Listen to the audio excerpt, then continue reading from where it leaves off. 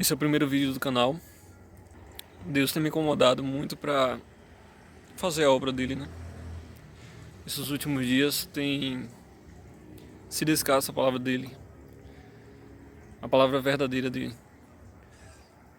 tanto no nosso meio, no meio que eu digo é no meio cristão, nos templos, como no cotidiano. Muitas vezes a gente tem tempo para fazer muitas coisas, mas deixa a palavra de Deus em segundo plano. A palavra que o Senhor me deu está aqui em Jeremias capítulo 10, está falando assim: ouvi a palavra que o Senhor vos fala a vós, ó casa de Israel. Assim diz o Senhor: não aprendais o caminho das nações, nem vos espanteis com os sinais dos céus, porque com eles se atemorizam as nações. Porque os costumes dos povos são vaidade, pois cortam no bosque um madeiro, obra das mãos do artífice, com machado, com prata e com ouro, e o enfeitam, com pregos e com martelos o firmam, para que não se mova. São como uma palmeira, obra torneada, mas não pode falar. Necessitam de quem os leve, portanto não podem andar. Não tenhais receio deles, pois não podem fazer o mal, nem tampouco têm poder de fazer o bem. Ninguém há semelhante a ti, ó Senhor, tu és grande, e grande é o teu nome em força. Essa palavra ela fala de um período que Jeremias ele teve que pregar para o seu próprio povo. Era um povo rebelde, era um povo idólatra, um povo que estava na prostituição, que estava se afastando do Senhor. E Deus ele levanta Jeremias com o intuito, né, de falar com a nação, para que ela se convertesse dos seus maus caminhos. E nessa passagem o Senhor ele vem falando sobre os ídolos que o povo dessa época tinham feito, né? Eles pegavam a madeira, faziam o formato do seu Deus, banhava a ouro muitas vezes, enfeitava, fixava com prego, mas Deus ele está falando que esses ídolos eles não podem falar, eles não têm sentimento. E isso nós vemos que é um anseio do homem de buscar Deus, é um anseio do homem de querer conhecer a Deus. Só que muitas vezes ele direciona para o local incorreto. Essa vontade, esse desejo de conhecer o Deus, muitas vezes é corrompida pelo inimigo e acaba confundindo a mente daqueles que estão com desejo sincero de querer conhecer a Deus, querer conhecer quem é o Senhor, né? E aqui eles faziam esses ídolos. E muitos desses ídolos, na verdade, eles tinham a função de satisfazer o desejo e a vontade daquelas pessoas.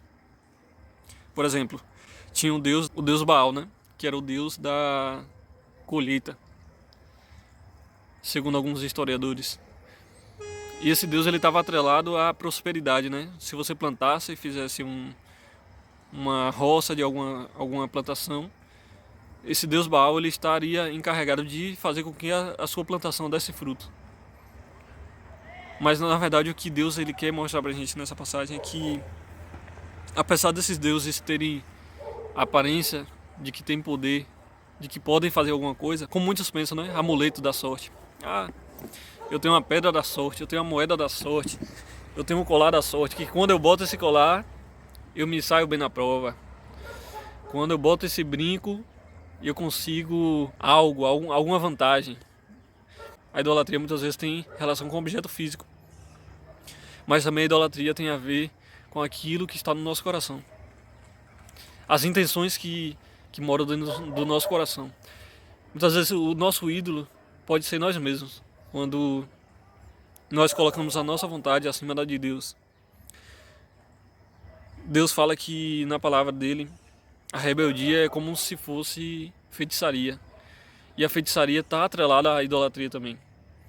Porque a rebeldia é você dizer, eu estou livre, não quero saber de Deus. E fazer a sua própria vontade, o seu próprio caminho. Independente daquilo que Deus falou, daquilo que Deus planejou para a sua vida. Você ignora tudo que Ele falou, tudo que Ele planejou para você. E, com o nariz em pé, vai e segue o seu caminho. E muitas vezes eu já fiz isso. Muitas vezes nós, seres humanos, nós somos falhos. E a tendência é a gente vir adorar algum Deus. Se nós não estamos adorando o verdadeiro Deus, nós estamos adorando algum Deus. Mas nós sabemos que só existe um Deus verdadeiro. Muitos pegam no pé dos católicos, né? Católicos romanos, e dizem: eles idolatram Maria, idolatram as imagens, certo? Mas a idolatria vai muito mais além do que isso. Muito mais além de imagens, de objetos. Muitas vezes está atrelado, como eu disse, a recusar a palavra de Deus, recusar o ensinamento de Deus, né? Em Provérbios fala que a sabedoria ela está clamando para que o povo ouça ela. A sabedoria é Jesus. E ela fala: homens, me atendam. Vocês que querem ser sábios, vocês que querem ter entendimento da verdade, me ouçam. E era isso que Jesus fazia. Só que as pessoas não acreditavam que Jesus era o Filho de Deus. Muitos, né? Alguns acreditaram, mas boa parte não acreditaram. Então nós vemos um anseio de Deus, né? Então você pode ter certeza que o desejo de Deus não é abandonar a humanidade. O desejo de Deus é que todos sejam salvos. O desejo de Deus é que você, que eu, estejamos lá com Ele, para toda a eternidade no céu. O desejo de Deus é que a gente tenha comunhão com Ele, que a gente encontre a água da vida, a fonte que jorra para a vida eterna. Uma água que sacia a alma. Não são as coisas do mundo que vai te saciar. Porque eu fiz muita coisa errada já. Já fui pra balada, já fui coisas que não agradavam ao Senhor, bebia. Não acreditava no Senhor, não acreditava em Deus. E chegou um ponto que eu vi que a vida sem Deus não faz sentido nenhum. A pessoa que vive como se Deus não existisse não tem sentido. Por isso que tem muita gente se matando, porque não tem propósito na vida. Sem Deus você não tem propósito. Vamos imaginar que Deus não existe. Qual o sentido da vida? Qual o sentido de você estar aqui agora assistindo esse vídeo? Qual o sentido da gente trabalhar, da gente estudar? Qual o sentido da gente acordar cedo para se dispor a conseguir o ganha-pão? Para quê? Somente curtir a vida e morrer e acabou? A vida é muito complexa para não existir um Deus. E isso eu só percebi depois de muito tempo, quando eu caí em si. Existe um Deus verdadeiro. Não um Deus feito de mãos, com máquina, com ouro, com prata. Porque na verdade Ele é o criador de tudo isso. Ele é o criador da prata, do ouro, da esmeralda, do rubi, do diamante. Ele criou tudo. Quem pode esquadrinhar os pensamentos do Senhor? Quem pode conhecer a mente do Senhor? Quando nós estivermos no céu, Deus ele sempre vai ensinar algo novo pra gente. O conhecimento vai ser infinito. Nós sempre vamos aprender algo novo, algo diferente. Para você ter noção do que é a sabedoria de Deus. Observe o universo. Observe a natureza. Observe como é você, como é seu corpo, como o seu corpo funciona, o seu cérebro. É algo muito complexo, algo muito extraordinário para ter acontecido do nada, do acaso. Não tem como. É igual um pastor fala, né, que para ser ateu precisa ter muita fé.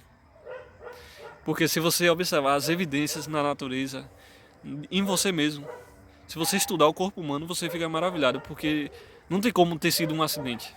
O seu corpo está doente, aí manda um sistema de defesa para te defender, para curar o seu corpo, para te restaurar. Como é que funciona tudo isso? Os seus olhos, quando a luz entra no seu olho, você consegue enxergar as ondas sonoras entrando no seu ouvido e você consegue ouvir. Isso é tudo por acaso. E eu acreditava que era assim, mas na verdade não é. Deus ele é maravilhoso. Ele não precisava ter criado a humanidade, mas ele criou porque ele ama o ser humano. Nós fomos criados à imagem e semelhança dele. Homem e mulher. O casal, né? Então essa é a palavra para nós nesse dia. Que ninguém há semelhante a Deus. Como fala no versículo 6. Ninguém há semelhante a ti, ó Senhor. Tu és grande, grande é o teu nome em força. E no versículo 7. Quem te não temeria a ti, ó Rei das nações? Pois isso só pertence a ti. Porquanto entre todos os sábios das nações e entre todo o seu reino, ninguém há semelhante a ti. Mas no versículo 10, mas o Senhor Deus é a verdade. Ele mesmo é o Deus vivo, o Rei eterno. Do seu furor treme a terra, e as nações não podem suportar a sua indignação.